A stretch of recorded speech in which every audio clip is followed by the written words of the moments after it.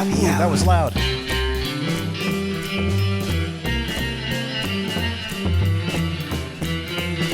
Night Attacks Happy Hour.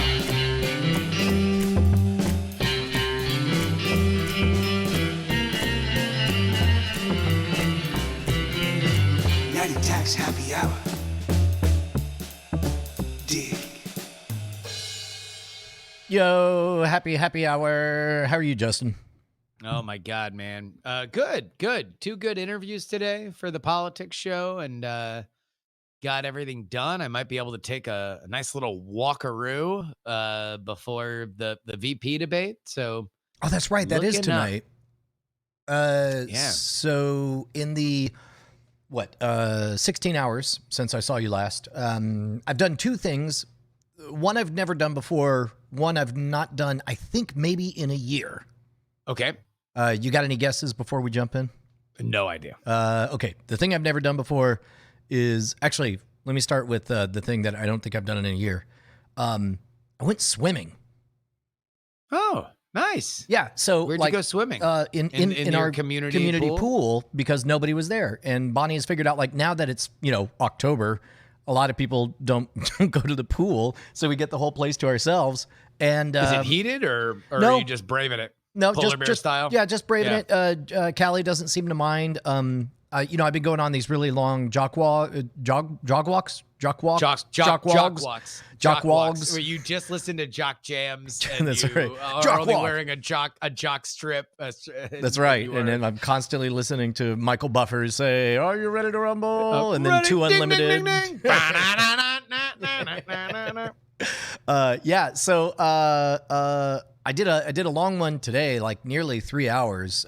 It helps. Do you know you can walk through a neighborhood and play Hearthstone at the same time while listening to a podcast? I mean, it's a pretty great life we live. I mean, you have a bit of a different situation because when you're out for a walk, it's through I assume it's through either the labyrinthian community that you're in, or even if you want to get adventurous, you can kind of run along that main drag there. Well, actually, what I've been doing lately is I walk across the street and then I go to the bigger, more labyrinthian neighborhood that actually has 3 miles of running trails on it. Gotcha. And okay, so- yeah. And since I'm only walking, not running, I could go a lot farther and lose my. And since I'm not commuting, driving kids around because of COVID, there's got time. 3 hour day. Yeah, 3 hours to. Yeah. So, the past 2 days I've done like 2 hours and change, and today was a 3 hour walk. But it started to get pretty warm, around 84 degrees. And so Bonnie texted me saying, "Hey, we're at the swimming pool." And I was just like, that sounds fucking dope. And so, awesome. So you came right off the trail and, Yep. and plopped on into the pool. Yep. God, that's awesome. 84 degrees. I got a good 20 minutes in, and then I was like, I gotta go do happy hour. So it's like I'm still all wet from the chlorine. Can I tell you a thing that will be a thing I couldn't fit into one of the Raise the Dead episodes, but Barry Goldwater, one of his favorite things to do, he had this really dope house in Arizona that back in the 60s was had a remote controlled flagpole that would automatically raise the American flag as the sun hit. So I don't know whether or not it was, I don't think it was like a solar sensor. I think it was on a timer, but it would raise the flag and then lower it when the sun was setting. But that's not the weirdest thing. One of his favorite things to do was to put on a weighted vest, get into his pool, and have a hose that he would leave out of the top of the pool and would just breathe out of the hose underwater in his weighted vest just to be away from the world. And that way nobody could bother him on the phone. Nobody could call him or talk to him. He would just sit at the bottom of his pool in a weighted vest with a hose in his mouth. Sorry, which president was this again? This is Barry Goldwater, the man who lost almost president, the presidency in 1964. I would imagine he had to have some kind of pressurized thing. It had to be a hose that was pumping water, because if you're at the bottom of 10 feet, that's like I think that's like 4 atmospheres, and your lung capacity, your lungs. I aren't don't know strong enough whether to or suck not it would be. 10 feet. It might be. I don't know. I don't know what. I don't know how deep his pool was, but that was at least what was in the book. So, Sure. But yeah, I don't blame him, man. Have you ever gone scuba diving? That was before Twitter. Like, that was just when you had to worry about, like, you could totally cut yourself off from society by just leaving the phone off the hook or walking and not into the turning on woods. television. Yeah, right. It's like that was before notifications that would come into your life. Like, and he was like, "Screw it, I'm getting in the pool in my weighted vest." Have I been scuba diving? I have. That is one of the benefits of being a Florida man, is that you find yourself in a situation where you can get certified you get PADI certified. Yeah. Interesting. They're saying that 33 feet of ocean is 1 atmosphere. Man, I don't know. I know that I went to the bottom of 10 feet and had a giant PVC pipe and was unable to suck in a single breath. That's crazy. Wait, hold on. How did that happen? There was a PVC pipe, and I was at my cousin's swimming pool, and I wanted to know if I could go down 10 feet and breathe through a tube. I mean, look, you say that matter of fact, right? But it's like, number one, it could have been any number of stories. Like, don't act like there wasn't going to be an interesting story. I wasn't hiding from pipe. I wasn't hiding from the Viet Cong or anything. I mean, it was like it was just me goofing around in a pool.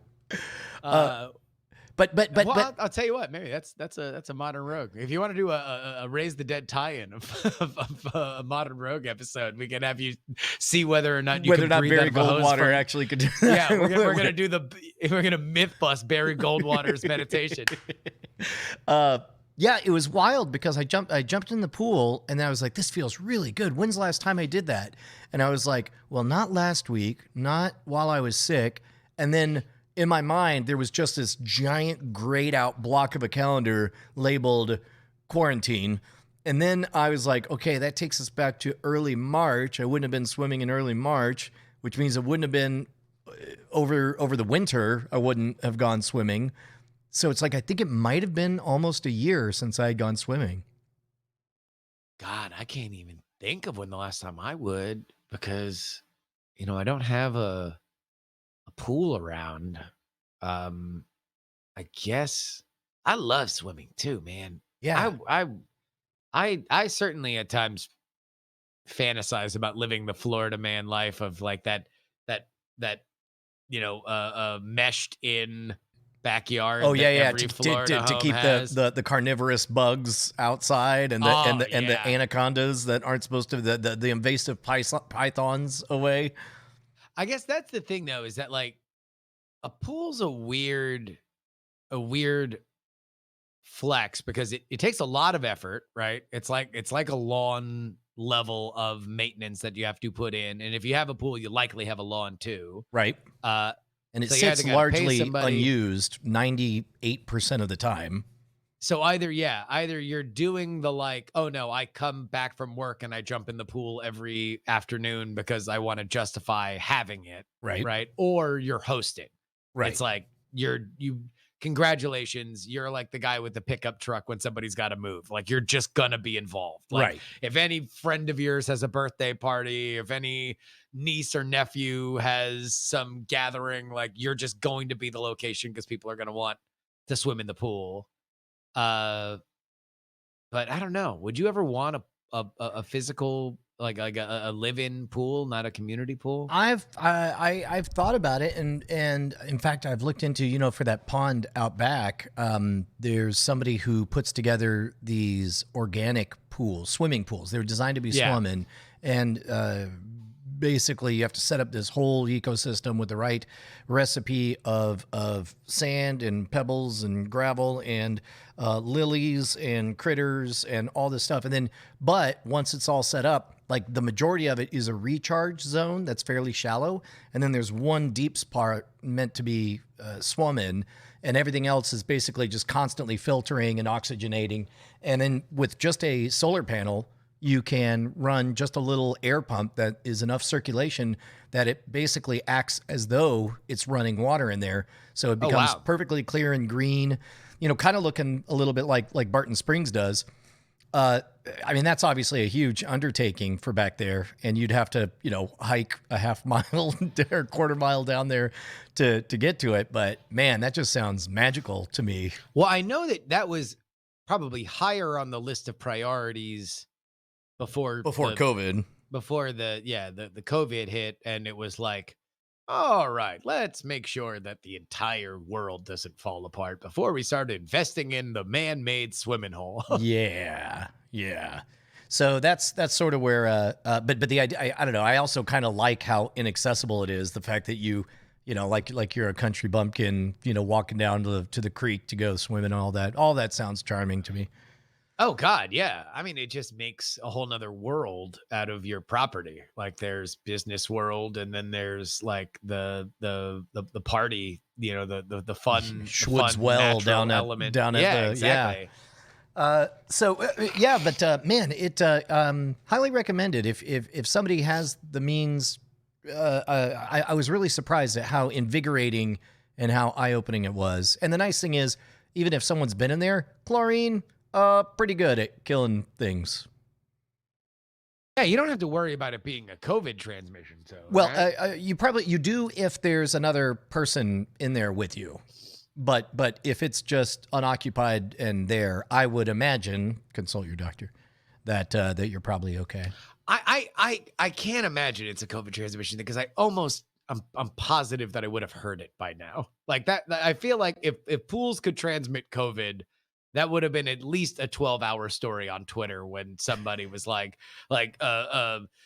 every end's the deep end, no pools for COVID. I kind of feel like that would have been a thing. Yeah. Okay. Second thing I've never done. Yeah. Watch the first 4 episodes of Clone High. Way back in the 1980s. All right. So what did you think? It's good. It's taken a while to warm up. I like it. It's fun to, God, man, I love that Amazon X-ray feature. Just hit pause, see, you hear a voice that you half recognize, and it's like, oh, it's Will Forte. And then it's Josie's already finished it and was asking me if there's a second season, and I said Gandhi. I explained that to her, and she was like, "Whoa!" But I did tell her that there looks to be a reboot this year. Is that right? They announced it a few months ago, so who knows where in the cycle. Like very often, Hollywood announcements are a lot closer to things being like ready to go than initially. It is really funny because I think maybe 7 years ago, you told me that Max Trollbot, you were just lifting their robot, and then and that little factoid squirreled away, and then all of a sudden it's just like, oh yeah, no, that's what he was doing. It's a straight up ripoff. Yeah. Look at that. It turns out I got away with it scot free for like a decade, and now people are watching the show again. They're gonna connect the dots. That's so funny. But yeah, no, JDS 3K. Did you see the pool? They flipped the bitch. And I like the fact that when they flipped the pool, it immediately burst into flames. When the water tower crashes, it bursts into flames. Yeah, it's I rewatched it fairly recently. It's a show that I think is simultaneously kind of, it was ahead of its time, but also very much of its time. Like obviously some of the references are very much hard-coded into the late 90s. There was definitely an unironic mention of receiving someone's fax. Yeah. But at the same time, like the pace of the jokes and like the intensity of the jokes is like, it was almost very like Ren and Stimpy-esque.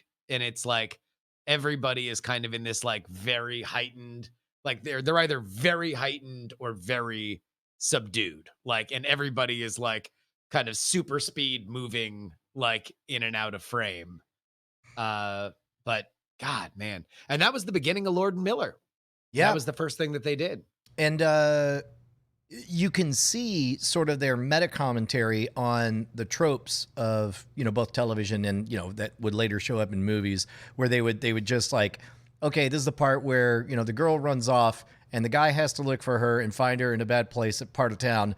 What if we had her run off, but she just goes 3 booths down in the diner and the guy walks around slowly, booth by booth, and then finds her, is like in the dark side of the diner where it's like, there's not even service at this table. Let's get you out of here. And it's like, I don't know, that level of awareness. It's almost like a course in how to write that stuff they're doing. Oh God, yeah. And this, remember, is kind of contemporary with, God, was it before the OC? I mean, I guess it was really kind of more in the like post 90210, like latter 90210 seasons and Saved by the Bell and stuff like that. Like that was really the era all of of that. comedies. All of that was early 90s. 90210 wasn't a comedy though. No. But this was making fun of all that stuff. Yeah, making fun of those tropes. Have you seen the Ponce de Leon episode yet? No, not yet. It's a very, very special episode. Well, I mean, they're all very special episodes. Where one of the main characters will die. Okay. And we'll just leave it there. Okay. All right. But yeah, no, it's God, what an achievement. What an achievement. I wonder how they're gonna bring it back though, because I don't know. Josie told me they ended on a cliffhanger. Well, yeah, I mean, but I think that was probably going to be even if they did do a second season, that was probably going to be, a throwaway fix or whatever. Yeah. But I guess what I'm leading towards is it would be hilarious if the reboot just completed that cliffhanger and kept on going. It would be crazy. I guess that's my question though, is do they just start fresh with new clones? And more to the point, do they just find a way to not deal with this Gandhi problem? Because Gandhi, it's a great character. It's a really, really, really funny character. And it's like, it's one of those things that you kind of even forget that it's Gandhi, like almost immediately. Right. Well, he very quickly becomes like Turtle from Entourage or whatever. Yeah. He's like a hyperactive, like a Screech turtle, like the crazy side character thing. But at the same time, I don't know if in a more interconnected world they would even screw with it. But man, I wonder. I wonder whether or not it's just hey, let's just it might be 20 years is a long time to develop a sense of humor. I mean, a lot of 10-year-olds are now 30-year-olds and might have a different attitude. I mean, yeah. 33-year-olds, money spending folks.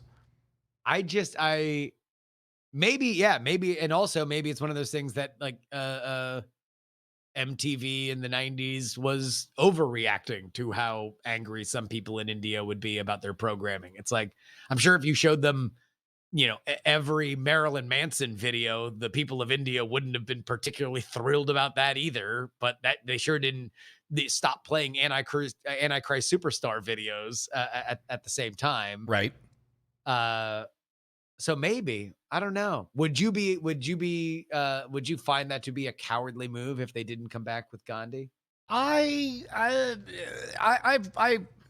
being on the other side of content creation, I'm no longer the business of throwing stones. It's like, nobody owes you anything, dear viewer. And as somebody who your fandom does not allow you to dictate what other people should do with their intellectual properties. And that's up to and including Game of Thrones. It's like we feel privileged and entitled. It's fair game for us to say we didn't care for how that ended. Then it's fair game for them to have ended it any damn way they wanted to. And up to and including Daenerys waking up and saying it was all a dream. Yeah. All right. So this was a quote from the initial Clone High reboot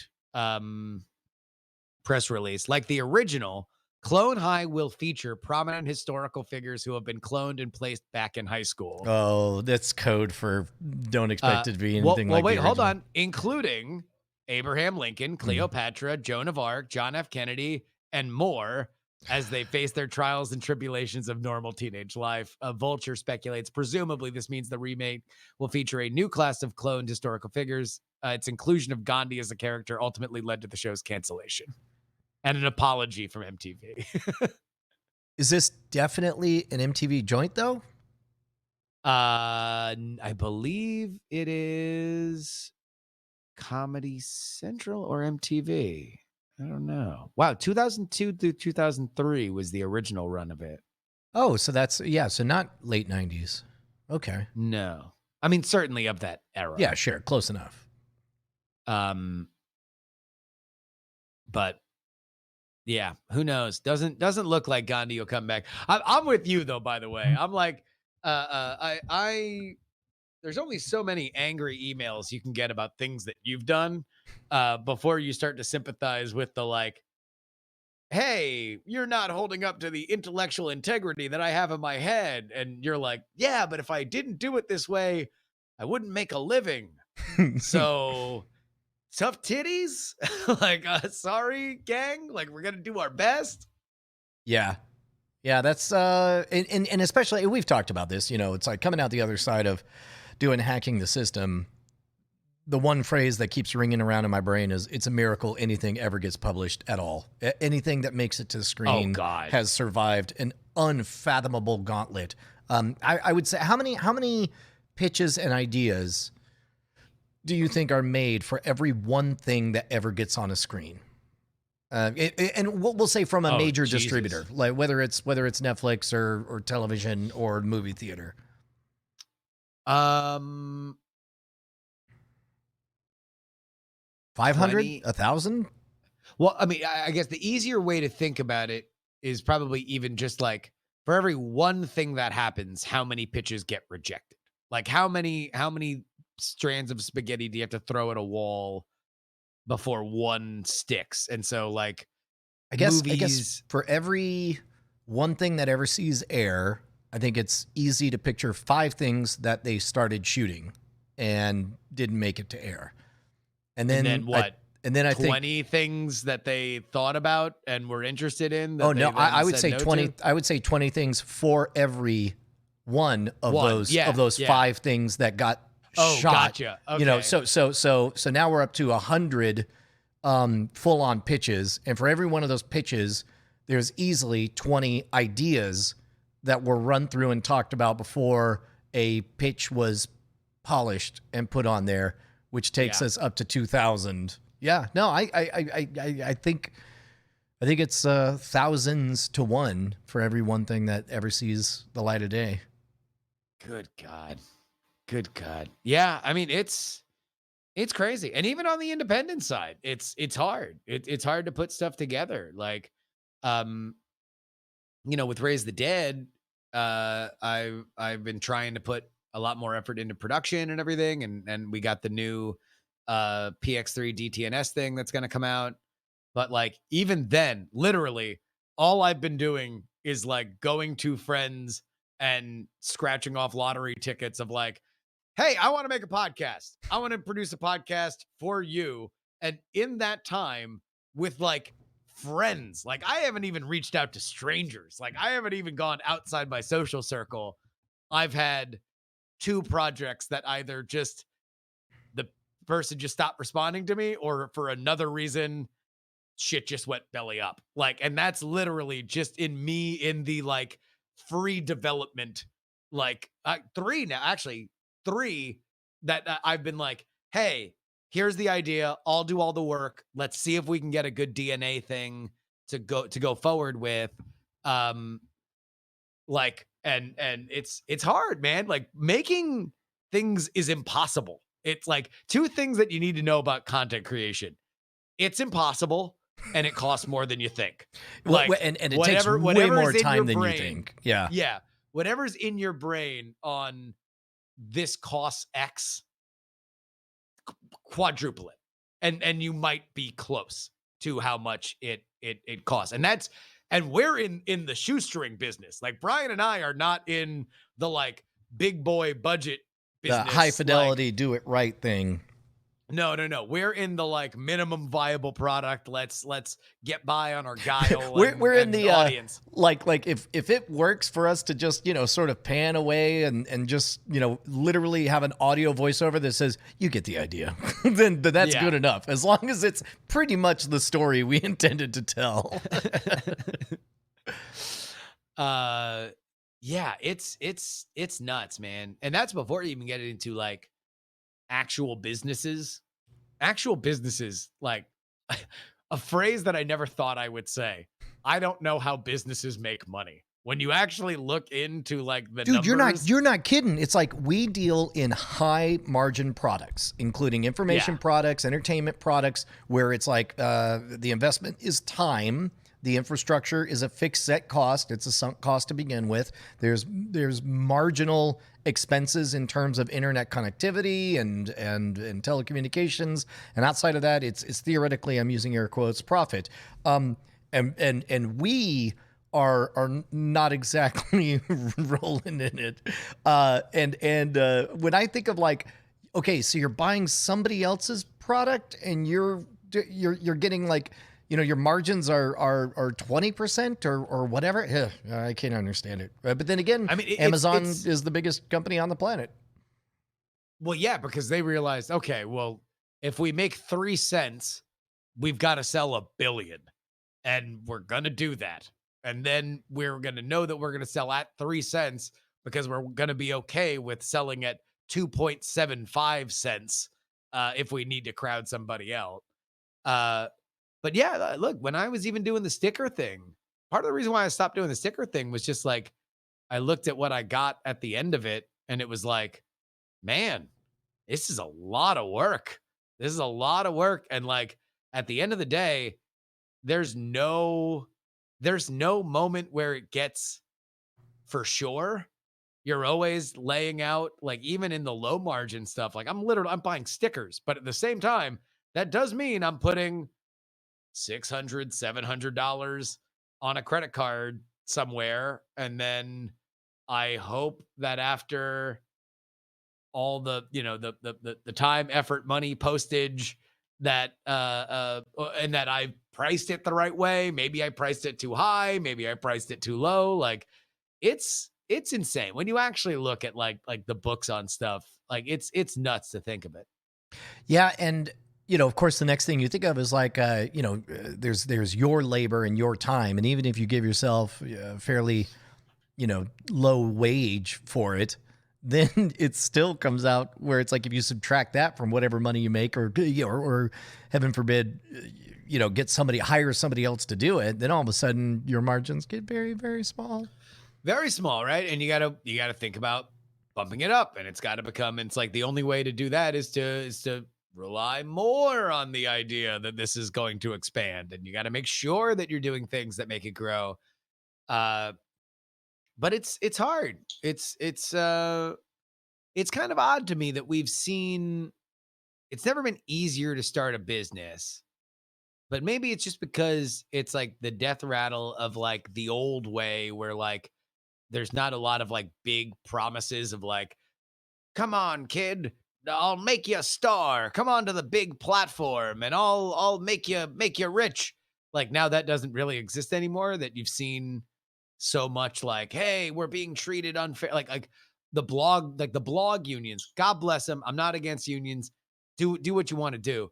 But the blog unions, I'm like, y'all know that this is flimsy, right? Like y'all know that you are living in a world in which like experimental budgets for GE could be slashed in a hummingbird's fart, and none of you have jobs. Like this is not like they are building car part. They're building engines during World War II, where you just know, okay, well, there's going to be a like 30-year life cycle of this. Like some of the businesses that people think are like for sure don't look for sure to me, but then again, I'm not in that business. Well, and I think that, I mean, you and I remember when everybody stared agog at the irrational exuberance of the new economy or whatever, where it's like, wait, no. These guys have things. They have real estate. They have factories. They have buildings. They have thousands of unsold cars. And it's like, this other thing has words on a computer, I guess. And that's it, and I don't know. I think a lot of folks, It's like a brand, we guess, although like there was among no bigger brands that came from the blogging revolution than Gawker, and that took about 12 hours to be a worthless, toxic thing that like its own employees were gleefully torching. Like, it's nuts. that's wild. You know what's funny is we talk all the time. We're amazed at how many people are too young to remember 9/11. Even fewer people remember the .com crash, and even fewer people remember the .com boom, and an awful lot. You remember I said a couple times, that it just kind of felt like Summer of the Shark before 9/11, where it's like we were increasingly fussing over shit that increasingly seemed like it wasn't nearly as important as a terrorist attack or whatever, and not that. Not that there's anything to be gained by having been right, but COVID certainly put that in perspective. Like all of a sudden it's like, Also, oh yeah, that Brian's- was a lot of dumb stuff that we were arguing about. Yes, yeah, you can go ahead and call me out.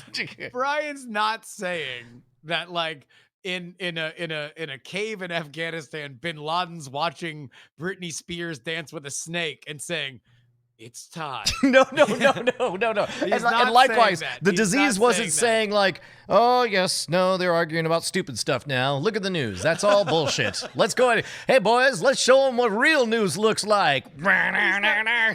Exactly. It's not like some dude is at a wet market in Wuhan and he's like, "Oh, a YouTube makeup tutorial blogger is getting canceled. Like, let's do it." He's But- just eating bats. but everything, I guess what I'm saying is at any moment, in a relative sense, there is a most newsworthy thing and a least newsworthy thing. And for a long time, the most newsworthy thing was an awful lot of talking about he said, she said, did you hear about so-and-so or whatever. Jen and Brad and Yeah, all that, all that stuff. or they didn't use the right pronoun or this word or that word, or my feelings were hurt about this or that, which great. Those are all luxury problems to have. And when we're not currently dying to the tune of 40,000 people a week, then we have more bandwidth to have that be front page news. But for right now, we got there is the most newsworthy thing is I guess two things only. Yeah, it's nuts. I hope that there's perspective brought by COVID. I fear that there's not, though. I fear that we kind of were like, life was kind of too good, and then we had the politics morphine to kind of get us through the pain. Like there still is a lack of a reckoning of like, because do you feel like we're all in this together? I don't feel like I think there's a lot of we're all in this together. I mean, unfortunately, never let a good crisis go to waste. It was a very good divisive issue. You figured out, okay, what part of this giant, terrible, scary thing? Great. Oh, what? We have a tidal wave of fear? Okay, so that's energy. Where can we place just one, jetty or dike to take all of that energy and split everyone in half so that they become more passionate to our craven interests or whatever. I guess that's the thing. Yeah, is that I think the election year morphine was enough to be like, no, we suppress common humanity so we can be mad. Mad is the order of the day. Like, I'm mad at you. Oh, you're doing a thing. No, Oh, you're well, not I'm a mad person. at you. You're a thing. You're a member of an inhuman other. I'm so mad, I swear. Either mad or scared. Well, I mean, they're synonyms, right? Yeah. Like, Oh, that's right. Scared is just impotent rage. yeah, I mean, there's scared is the state, mad is the expression. Yeah, Like, that's actually a really good way to put it. And it is what it is. It is sad. I I guess all rage is impotent now that I think about it. It's really all Yeah, just what is erect? What is erect rage? What is turgid rage? war. I mean, that's actually. So I guess when you're that's like the actually action. stabbing and killing Yeah. somebody, or then or that's- or stealing or looting or punch. I mean, we're seeing some turgid rage with the Black Lives Matter versus, I don't know how to describe the other side.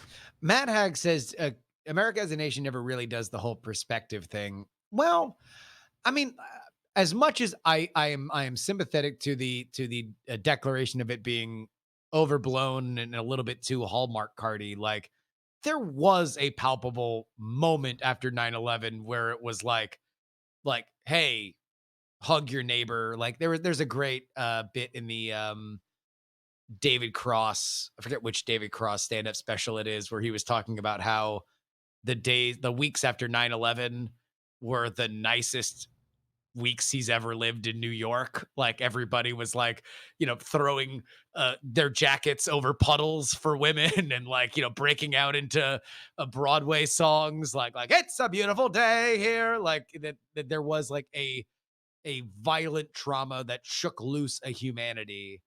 And I don't know if we had that, but then again, this wasn't a violent thing. It was a slow motion thing. So maybe we that's part of it. also, I believe America was pretty late both on World War I and World War II. Certainly World War II. I mean, I believe World War I, was that the one that we waited until the sinking of the Lusitania to get involved in? Like there was a lot of in both of those wars, America was pulling a pretty good, hello, our collective name is Paul. And we're surrounded by two oceans, and then it took getting up in our biz for us to get participating in. Yeah, well, we sure got over that, right? Now it's just like, oh man, God, I was thinking about America. We spent the next 60 years looking over the back of the front seat of the car. What are you doing? What are you doing back there? You better not. You don't make me stop this car. All right, just for that, we're going to Shoney's, not Denny's.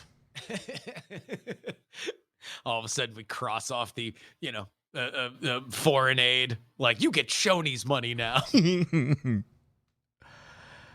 All right, foreign policy, we fixed it. Swimming. I think we got foreign policy. We got we're a yes on swimming, right? Yeah. Is there any place you could go on a vacation? I guess you can go camping. Camping's safe, right? Presumably. Yeah, maybe we should. Maybe we should just go camping.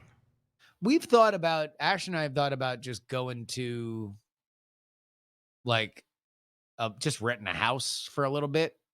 Yeah. Like just going but then again, we never really get far in the planning because we know ourselves and like we're not outdoorsy people. Like literally our existence is spent but sitting around drinking around a campfire out in the woods, that's pretty good. Oh, I mean, if you got the crew, yes.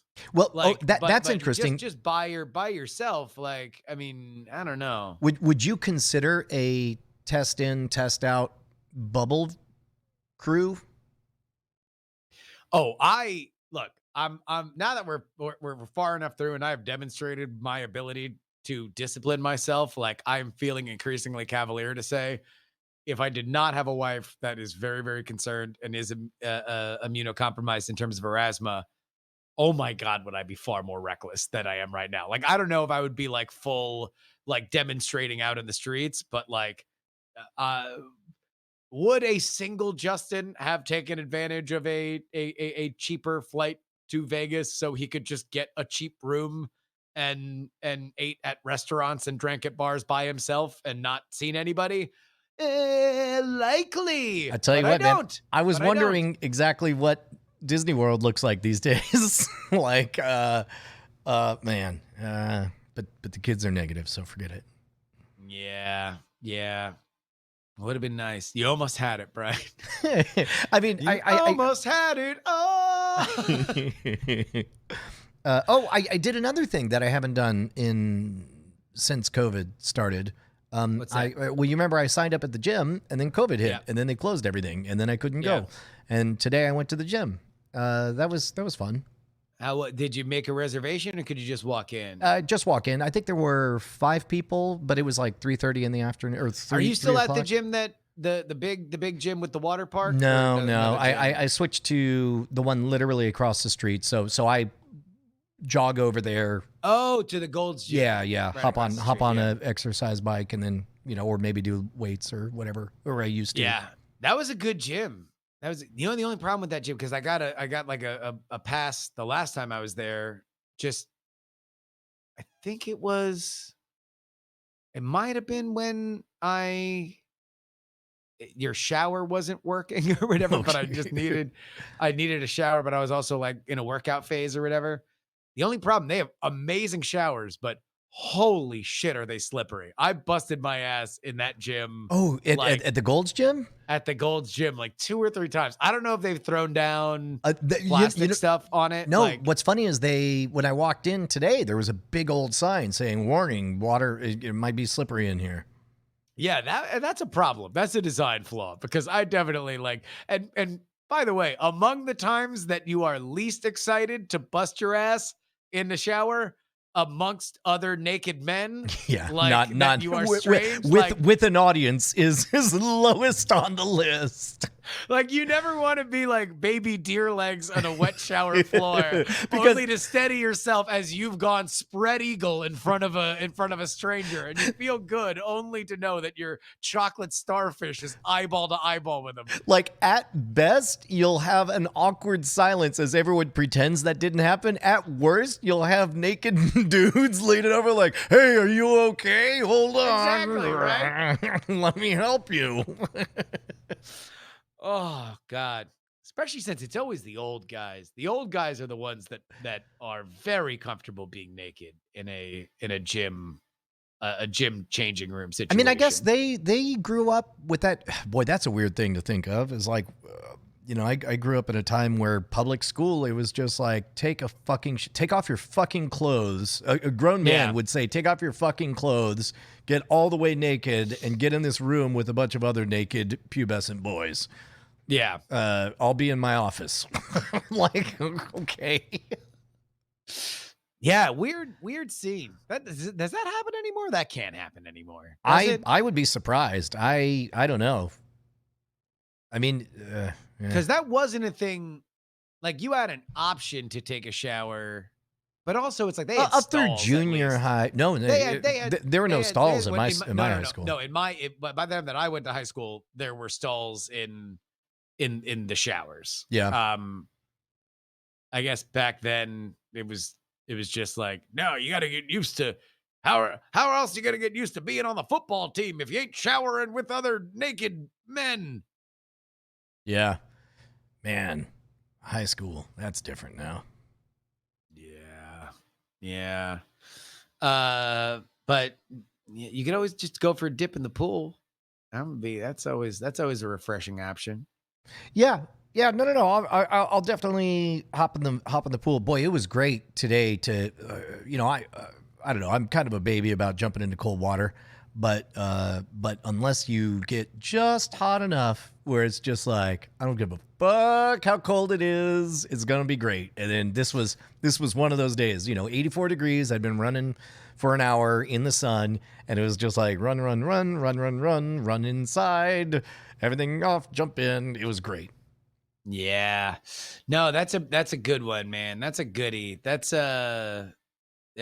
always a fun thing. God damn it. Now I want to Go swim. Well, no, that's when we were talking about getting Ash and I were talking about it initially. We're like, all right, let's think of things we could do.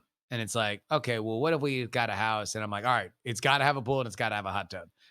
We're not going to rent a house unless it's a much better situation than we have. Like, I want 6 rooms that I don't need. That you don't use.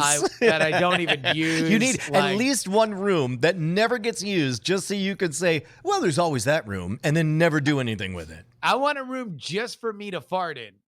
Like I'm gonna run in, I'm gonna rip ass, and I'm gonna close the door behind me, and it's gonna always smell like farts because that's the only thing I'm gonna do in that room. And I want a pool, and I want a hot tub. And we looked them up. and they were still pretty expensive. But yeah, I'd probably settle with just the pool and the hot tub. Pup date. Man, Joy is getting big. I think she's already double the size of when we got her. Goddamn. Like you can see week over week how big she's getting. How is your monk training on the dog? Are you guys sticking with the monk training? Yes, and she's got those puppy teeth that are razor sharp. I don't know if I told you, Bonnie looks like she's been grappling with grizzly bears or whatever. But it's just that they want to gum and mouth everything, but you're supposed to. We're doing all positive reinforcement, and. It seems like over the last week, Joy's really turned a corner. Like, it's funny because what we'll do is we'll be petting her, and at first it's kisses, and then she's like excited, and she's like, "Oh, it'd be even better than giving you kisses," we've gotten to a point now where it's petting and it's kisses, and then she opens her mouth and then she goes, "Ah." I thought I had something to say, but I guess I don't. Yeah. So it seems like we're on the right path with that. And we started to play, discipline games like Take It, Leave It, where you have a treat and you say, leave it. And then you, at first you just hold it in front of her and you say, leave it. And if she doesn't lunge after the treat, then that's a good girl, take it. And then it gets like a little bit lower, closer to the ground. And now we're at the point where it's like, you just set a treat on the ground. And she learns very, very fast. I don't know if we talked about this, but they call Weimaraners the dog with the human brain. The human brain. Yeah. And then they often say that it's not that you train Weimaraners, it's that they train you. So we're trying to be disciplined on that. But in like 2 sessions, she got Take It, Leave It down. And so now we're learning some of the other stuff like healing and like Algebra 1. yeah, exactly. Pre-calc. But it's going really well, man. She's got those big, soft, floppy ears. It's pretty great.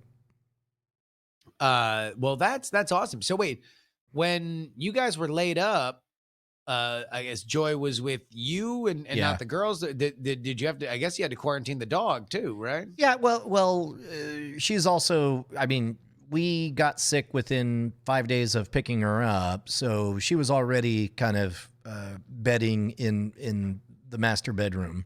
And so I mean, that's where she was. So we were just taking care of her. We probably lost a week of training and socialization that we have to play catch up on now. So I'm gonna bring her to HQ a few times just to get used to the idea that strangers equals friends you haven't met yet, and all of that stuff. Another thing we've been doing is they say to control possessiveness, what you do is every time you give them something they're excited about, you wait a bit until they're enjoying it, and then you take it away with them just long enough to look at it, and then you hand it right back to them. So they get used to the idea that somebody taking your bone just means that you have a cool thing that they are interested in, and then they give it back to you. Yeah. Well, that's good. That's good. And so was that all from the books you guys read before, or? Yeah, a lot of it is in there. I mean, we're going overboard reading all this stuff. When Joy was not fast on the uptake on the gumming, the teething thing, because it takes a while. Because what would happen is we would try to pull her mouth off and she would think that we're roughhousing. And so this is a fun game. I bite at things that are fluffy and around me, like your gym shorts or your jeans. And we ended up getting frustrated, and I looked online and there was this one article titled, it was a great reframe. It was titled, I love biting Weimaraner puppies. And I was like, okay, go on. And a bold claim, sir. I reserve judgment. Well, and what he goes on to say is the nice thing is the more a puppy is bitey when they're a puppy, that's the more organic opportunities you have for organic corrections, so that it makes a bigger difference. And he goes on to say that in his experience, puppies that did a lot of biting and get positively reinforced and corrected go on to have extremely precise jaw control as adults, because they spent so much time as a kid learning, how to control their bite instinct, which I thought was pretty good. No, it's good. Yeah. I mean, that's a super crucial lesson. And it seems like you guys are just, again, like you said, I guess if there's one thing that being laid up for 10 days each will do you is like beyond ripping through all of Apple Plus is like, boy, you're going to have a whole lot of time to focus on your dog training. Yeah. Yeah. No, but she's getting really chill now. She's getting at the point where, you know, she just wants to hang around. Weimaraners are really social. Like they want to feel like part of the family, and they don't necessarily need to be. What's interesting, like she doesn't seem to mind going to her kennel, but as long as we're in the same room. So we kind of have two kennels, one in two different areas. Or even when we're upstairs, she doesn't mind being downstairs because, you know, we have the open floor plan and she's able to hear all that chit chat upstairs. That was the thing when we first got Doctor was very, very, very much, they say with birds, like they imprint on their flock. They are flock animals. So like you are their flock. They do not have other birds. You are their flock. And if we were out of like eye shot from him, he would just start yelling. Like it would just, it was, and we would joke that it was him just being like, if you can hear my voice, I've been abandoned. Please send help. I'm alone and nobody is here with me. I have been abandoned again. And then we'd walk, into the room and he'd be like, oh, okay, cool. Just, all right. Yeah. To whom it may concern, if you have found this bottle floating in the ocean, my coordinates are. Exactly. It was identical to that. But and then we got other birds and he started picking on them. So maybe that bird's just an asshole. So how do the birds get along nowadays? Well, we have the three now. So the two that aren't Doctor, the two rescues are like exclusively like pair bonded and they hang out all the time. Doctor is and always has been his own, like he's more bonded to Ashley and I than he is, I think, to the other birds. Like he doesn't engage in kind of communal bird activity with the other two. I didn't know the other two had bonded. I think last time I'd been over at your place, they were still all. The two adopted ones were still kind of skittish. Oh no, they're like boyfriends now. Like that's great. Ashley is convinced that they are a gay couple. That they have their own little nest together, and it's adorable. They have this little box next to their cage, and they'll walk down every morning. They'll just like walk down the ladder that we have in front of the cage, and they'll just like make their little walk to their box and then just make bird in enclosed area squeaks. And then that's the problem now is that Doctor likes to fuck with that. And so he'll fly over to the box and they'll start yelling and then Doctor will get aggressive. It's become a whole scene. That's amazing. Let's have this whole drama playing out in front of you. Oh God. It's annoying. It's actually like it's funny to kind of mention it out loud and realize that there is just this psychodrama playing out in our household amidst all the feathers and bird squeaks. Man, well, we're coming up on it. What? Anything else going on? What should I be on the lookout for on the VP debate tonight? You know, it's actually a good question. I don't quite know because obviously everything's kind of changed. The Biden campaign has been very risk averse this entire time, and for them, they'll be like, yeah, duh, look at the polls, idiot. Like that's why, because we're doing well. And so we don't want to do anything to muck it up. But that means that you probably won't see as aggressive a Kamala Harris if this were, at least in the polls, a tighter race. And on the other hand, like I think Pence is probably a better talker than people are giving him credit for. Like he was a talk radio show host. Like, so I think he'll do fine. The question is really, where does the COVID conversation go? Because Pence is somebody that does have authority on this more than just a regular vice president because he was leading the coronavirus council. So we'll see. Yeah, it's interesting how little of Pence talking I've ever heard. Yeah, I mean, he's very much has a boring personality. But I think it's partially because he's next to Trump and it's hard to turn up a volume louder than Trump, and Pence doesn't try. So speaking of Pence, during CPAC, there was an interruption during Pence's speech, and it turns out that was Sacha Baron Cohen. Cohen. Sacha Baron Cohen. Yeah. And that leads me to, I guess, last question. How are you feeling about this Borat sequel for Amazon Prime? If there's one thing I know, Brian, is that everything's funnier when you resurrect it 20 years later. That's a ding, ding, ding, ding, ding, ding, ding, ding, ding. Everything's funnier when you introduce a child sidekick. Yeah. There's child Borat. Look, here's all I know. Borat's back. The Postal Service is back. The yachts are alive. Damn right, man. Look, I guess we'll go out on that. Thank you to everybody for joining us. We'll see you next happy hour when we'll be very happy. Love you guys. See you. There it is. Happy hour.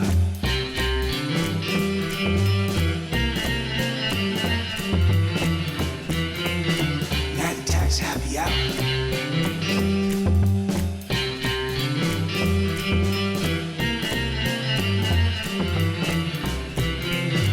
Night Attacks Happy Hour. Dig. Yeah, Dead Polymers is right. Bill and Ted 2 wasn't bad. That's a fact.